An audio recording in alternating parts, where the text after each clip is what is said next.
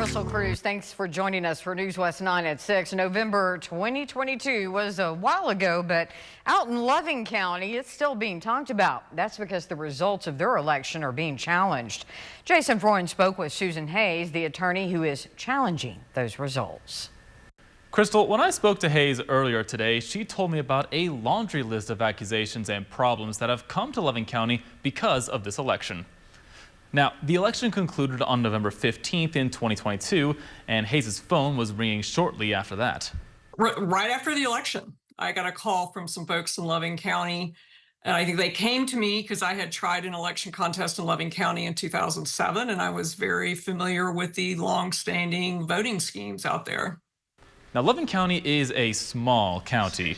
The 2020 United States Census says that just 64 people live out there. But the races were surprisingly close. The race for Justice of the Peace in Loving County is such a small county. There's only one Justice of the Peace, and it's a countywide seat. That race tied in the November election. The race for District County Clerk, there was a 12-vote margin. And then in a commissioner's race, there was a 6-vote margin. That's Commissioner Precinct 2. But why were those races so close? Well, according to Hayes, a tactic called moving votes was used. While yes, only 64 people live in Loving County, it had 110 registered voters and had 82 ballots cast during that 22 election.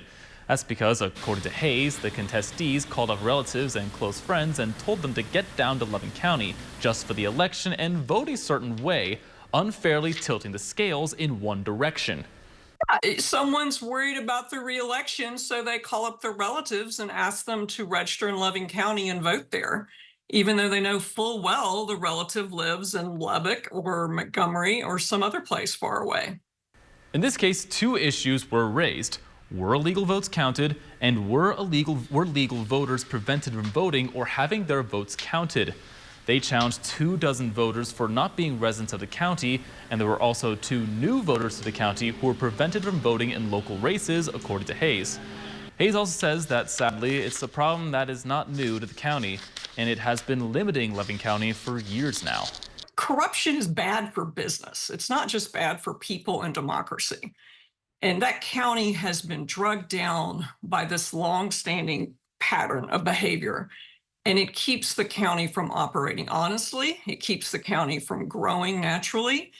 And it's exploitive. And it does appear that a new election is on the way. A decision will be made by the trial court that could get appealed by either side. And when that appeal does run its course, a judge will set a new date for those new elections.